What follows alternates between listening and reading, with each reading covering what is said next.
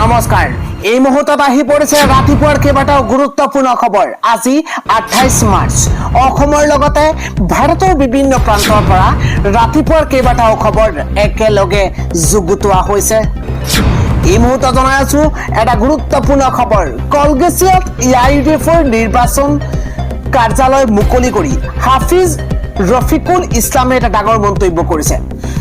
ৰফিকুল ইছলামে কৈছে যে চেয়াৰমান আলী ডায়েবেটিছ ৰোগী আৰু সেইবাবেই তেওঁৰ কথাৰ উল্টা পল্টা হৈছে। মুখ্যমন্ত্ৰীয়ে নিজৰ চকী কলংকিত কৰিছে। কলগেছিয়াত ইউডিএফৰ নিৰ্বাচনী কাৰ্যালয় মুকলি কৰি এইদৰে মন্তব্য হাফিজ ৰফিকুল ইছলামৰ।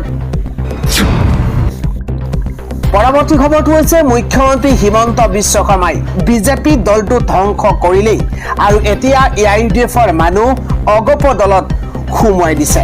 মুখ্যমন্ত্ৰীৰ বিৰুদ্ধে আজি খৰব হৈ পৰিছে এপিচিচিৰ সভাপতি গৌৰৱ গগৈ।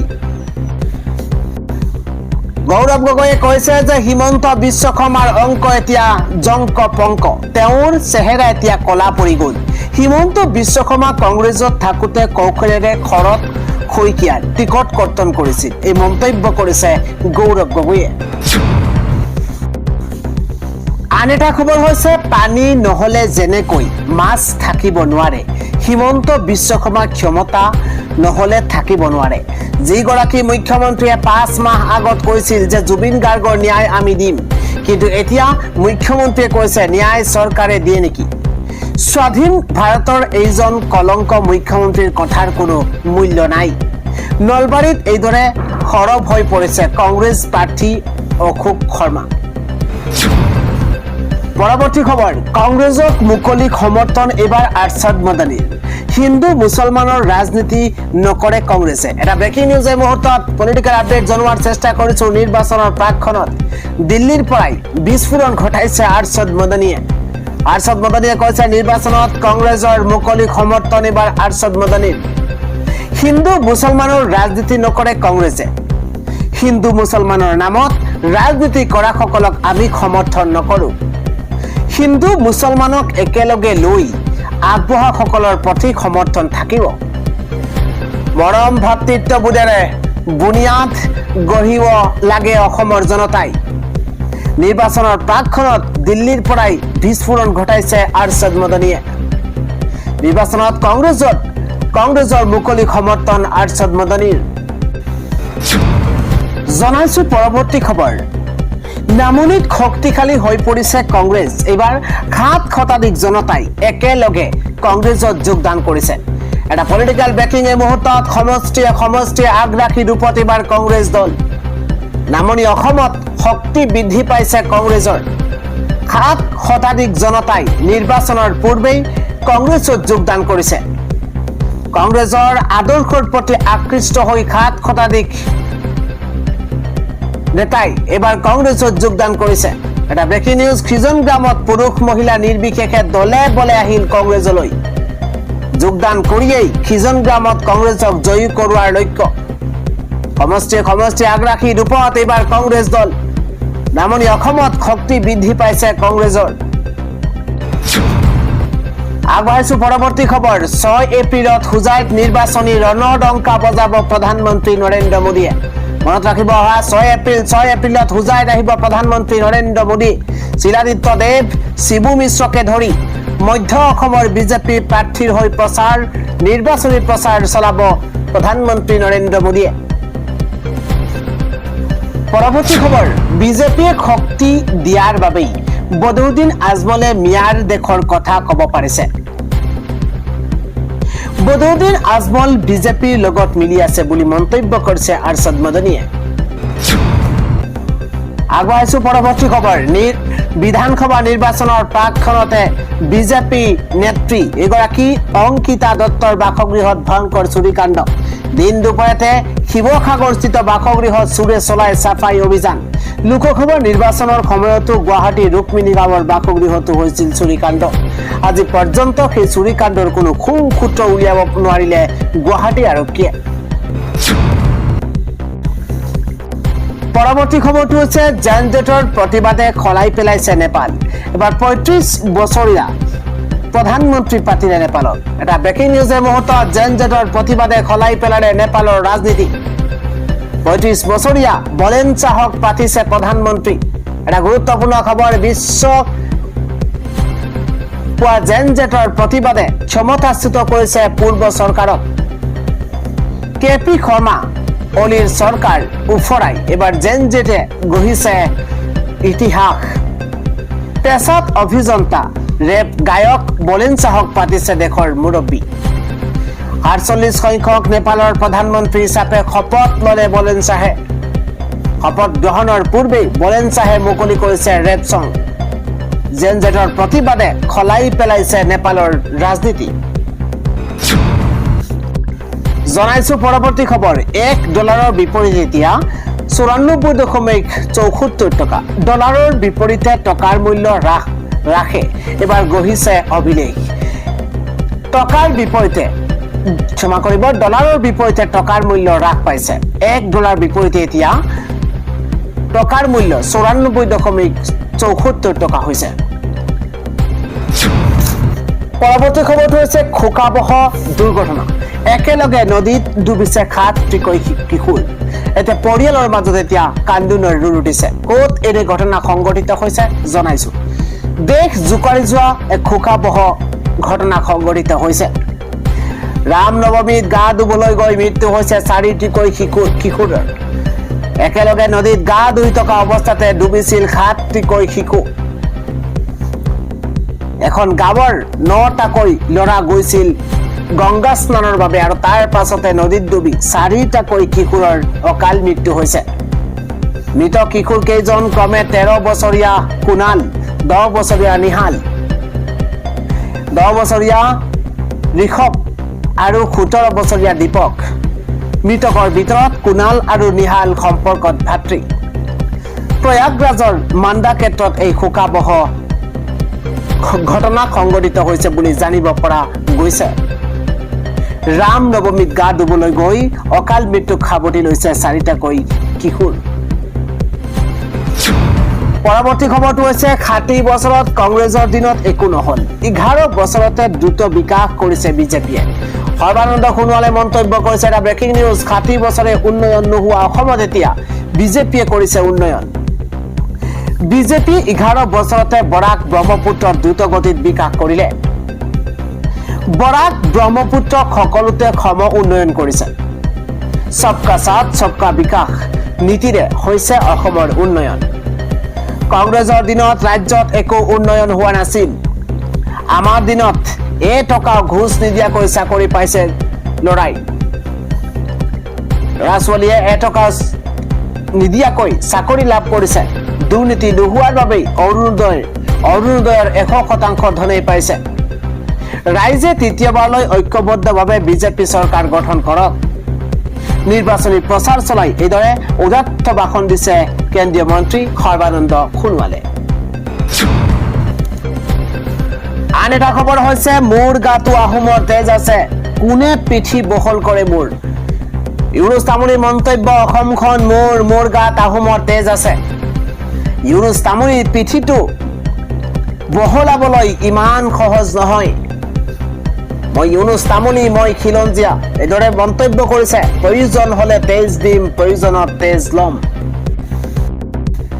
যিমান দিন জীয়াই থাকিম বাঘৰ দৰে জীয়াই থাকিম বাঘ হাজৰিকাৰ তেজ এতিয়াও ইউনুছ তামুলীৰ গাত আছে জাতীয় সংগঠনক সকিয়নি দি মন্তব্য কৰিছে ইউনুছ তামুলীয়ে কৈছে অসমখন মোৰ গাত আহোমৰ তেজ আছে ইউনুছ তামুলীৰ পিঠিটো বহলাবলৈ ইমান সহজ নহয় এইদৰে মন্তব্য কৰিছে ইউনুছ তামুলীয়ে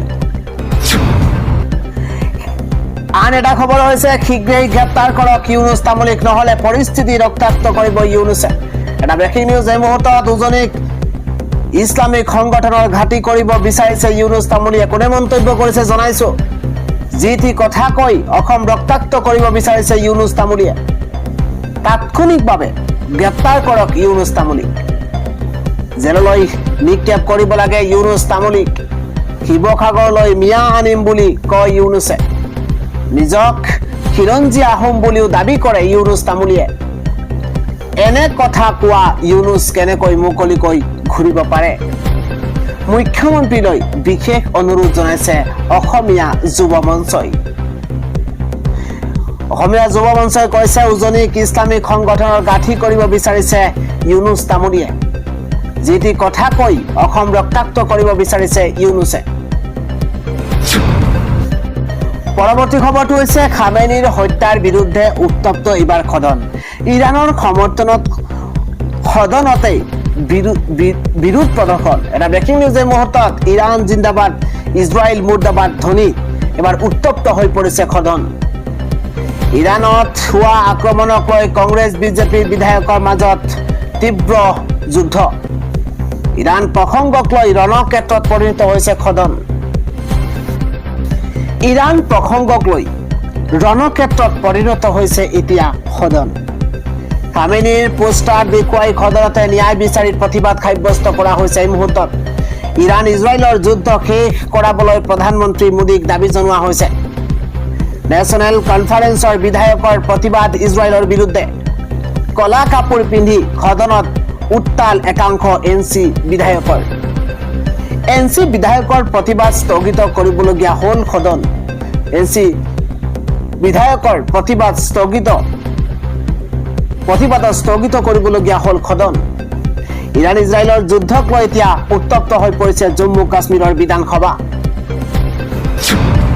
আন এটা খবৰ হৈছে বিজেপি চৰকাৰৰ দিনত পেট্ৰল ডিজেলৰ দাম দুগুণ বৃদ্ধি হৈছে চৰকাৰখনে সামগ্ৰীৰ কৰ কাটল বঢ়াইছে টুল টেক্স বঢ়াইছে এইখন কেৱল আদানী আম্বানীৰ বন্ধু চৰকাৰ হুৱাং সমষ্টিত নিৰ্বাচনী প্ৰচাৰ চলাই এইদৰে মন্তব্য কৰিছে লুৰিণজ্যোতি গগৈয়ে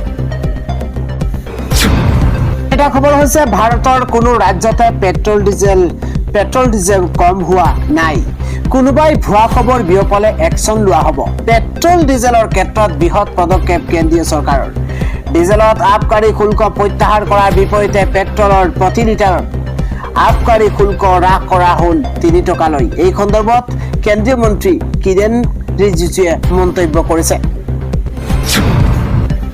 পৰৱৰ্তী খবৰটো হৈছে মুখ্যমন্ত্ৰীয়ে বিজেপি দলটো ধ্বংস কৰিলে আৰু এতিয়া ইয়াইডিএফৰ মানুহ অগপদৰত সোমাই দিছে মুখ্যমন্ত্ৰীৰ বিৰুদ্ধে এইদৰে খৰব পুনৰবাৰ এপিচিচিৰ সভাপতি গৌৰৱ গগৈ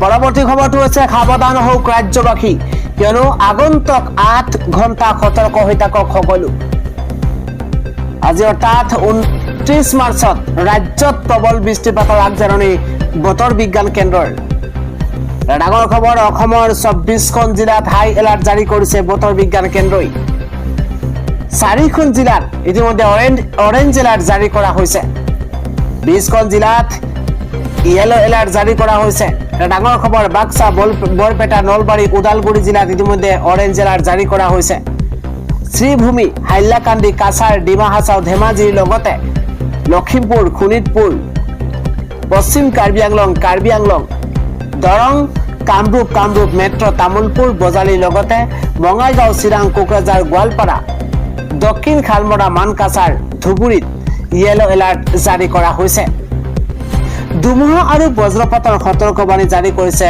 আঞ্চলিক বতৰ বিজ্ঞান কেন্দ্ৰই আন এটা খবৰ হৈছে নিৰ্বাচনৰ প্ৰাকখনত ভোটাৰ তালিকাৰ পৰা কৰ্তন বিয়লসহ 3 শতাধিক লোকৰ নাম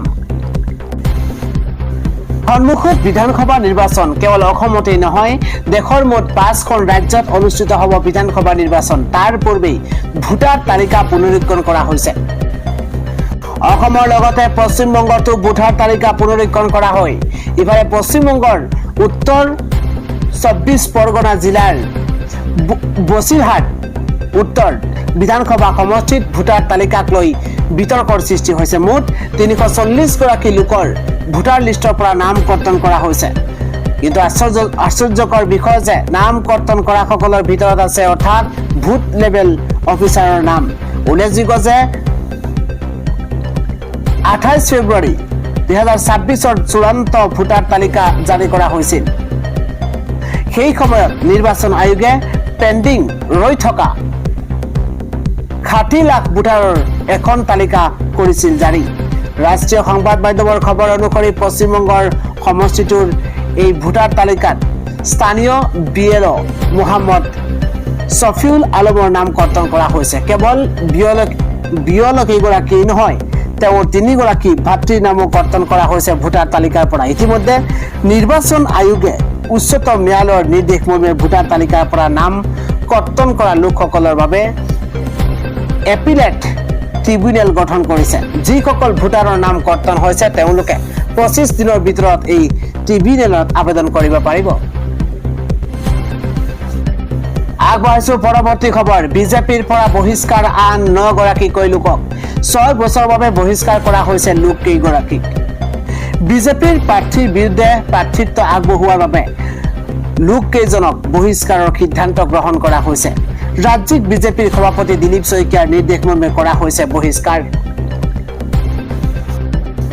পৰৱৰ্তী খবৰটো হৈছে অসমত উচ্ছেদিত লোকৰ সাংবিধানিক অধিকাৰক লৈ প্ৰশ্ন। ভোটাৰ তালিকাত নাই হাজাৰ হাজাৰ লোকৰ নাম। অসমৰ বিভিন্ন প্ৰান্তত চৰকাৰে চলোৱা উচ্ছেদ অভিযানৰ ফলত গৃহহাৰা হোৱা হাজাৰ হাজাৰ লোকৰ ভৱিষ্যতক লৈ এতিয়া এক গভীৰ অনিশ্চয়তা দেখা দিছে। শেহতীয়াকৈ প্ৰকাশিত ভোটাৰ তালিকাৰ বিশেষ সংশোধনীত উচ্ছেদিত অঞ্চলসমূহৰ বহু লোকৰ নাম কৰ্তন হোৱাক লৈ তীব্ৰ প্ৰতিক্ৰিয়াৰ সৃষ্টি হৈছে, যাৰ ফলত এফালে মূৰৰ ওপৰত ছাদ হেৰুওৱা আৰু আনফালে নিজৰ নাগৰিকত্বৰ পৰিচয় তথা ভোটাধিকাৰক লৈ এইসকল লোক এতিয়া দুমোজাত পৰিছে। বিশেষকৈ বিশ্বনাথ, হোজাই আৰু দৰঙৰ দৰে জিলাসমূহৰ উচ্ছেদিত পৰিয়ালসমূহৰ মাজত এই ক্ষোভ আৰু শংকা দুগুণে বৃদ্ধি পোৱা পৰিলক্ষিত হৈছে। বিগত বৰ্ষৰ আগষ্ট মাহত বিশ্বনাথ জিলাৰ চৰকাৰী চৰণীয়া পথাৰৰ পৰা প্ৰায় 309টা পৰিয়ালক উচ্ছেদ কৰা হৈছিল। সেইদৰে ৰাজ্যৰ বিভিন্ন বনাঞ্চল আৰু চৰকাৰী ভূমিৰ পৰা হাজাৰ হাজাৰ লোকক উচ্ছেদ কৰাৰ পাছত নিৰ্বাচন আয়োগে ঘৰে ঘৰে চলোৱা পৰীক্ষণ প্ৰক্ৰিয়াত এই বৃহৎ জটিলতাই দেখা দিছে। চৰকাৰী সূত্ৰৰ মতে যিহেতু এই লোকসকলক বৰ্তমান পূৰ্বৰ ঠিকনাত বাস কৰি থকা নাই, সেয়েহে তেওঁলোকৰ নাম ভোটাৰ তালিকাৰ পৰা কৰ্তন কৰাৰ বাবে প্ৰক্ৰিয়া আৰম্ভ কৰা হৈছে। উল্লেখযোগ্য যে এই বিশেষ সংশোধনী প্ৰক্ৰিয়াত সমগ্ৰ অসমৰ পৰা প্ৰায় 10.56 লাখ ভোটাৰৰ নাম কৰ্তন কৰাৰ বাবে চিহ্নিত কৰা হৈছে। প্ৰশাসনৰ তৰফৰ পৰা জনোৱা হৈছে যে এয়া কোনো নাগৰিকত্ব কাঢ়ি নিয়াৰ প্ৰক্ৰিয়া নহয়, বৰঞ্চ ভোটাৰ তালিকাত নিকা কৰাৰ এক কাৰিকৰী পদক্ষেপহে। হোজাইৰ নিৰ্বাচনী বিষয়া আৰাধনা দাসে জানিবলৈ দিয়া মতে উচ্ছেদিত লোকসকলে বৰ্তমান য'ত বসবাস কৰিছে সেই স্থানৰ বিএলঅ বা গাঁওবুঢ়াৰ জৰিয়তে নিজৰ নাম স্থানান্তৰ কৰিব পাৰে। ইয়াৰ বাবে নিৰ্বাচন আয়োগৰ নিৰ্দিষ্ট পত্ৰ 8 ফৰ্ম 8 জমা দিয়াটো বাধ্যতামূলক। কিন্তু বাস্তৱ ক্ষেত্ৰত দেখা গৈছে যে উচ্ছেদৰ পাছত বহু পৰিয়ালে জীৱিকাৰ সন্ধানত বা আশ্ৰয় বিচাৰি বিভিন্ন স্থানলৈ ঢাপলি মেলাৰ বাবে প্ৰশাসনৰ তৰফৰ পৰা তেওঁলোকৰ সৈতে যোগাযোগ কৰাটো প্ৰায় অসম্ভৱ হৈ পৰিছে। ইফালে বিৰোধী পক্ষ আৰু বিভিন্ন ছাত্ৰ সংগঠনে চৰকাৰৰ এই পদক্ষেপক তীব্ৰ সমালোচনা কৰিছে। সদৌ অসম সংখ্যালঘু ছাত্ৰ সন্থা চমুকৈ আমছুৰ অভিযোগ উত্থাপন কৰিছে যে চৰকাৰে পুনৰ সংস্থাপনৰ কোনো সুনিৰ্দিষ্ট ব্যৱস্থা নকৰাকৈ লোকসকলক উচ্ছেদ কৰিলে আৰু এতিয়া কাৰিকৰী অজুহাতত তেওঁলোকৰ সাংবিধানিক ভোটাধিকাৰ কাঢ়ি ল'ব বিচাৰিছে। আনহাতে মুখ্যমন্ত্ৰী ডক্টৰ হিমন্ত বিশ্ব শৰ্মাই ইতিপূৰ্বেই স্পষ্ট কৰি দিছে যে বনাঞ্চল আৰু চৰকাৰী ভূমি বেদখলকাৰীৰ পৰা মুক্ত কৰাৰ প্ৰক্ৰিয়া অব্যাহত থাকিব। চৰকাৰৰ মতে ভোটাৰ তালিকাত আধাৰ সংযোগ আৰু নিৰপেক্ষ পৰীক্ষণৰ জৰিয়তে ভুৱা ভোটাৰ চিনাক্ত কৰিব পৰা যাব।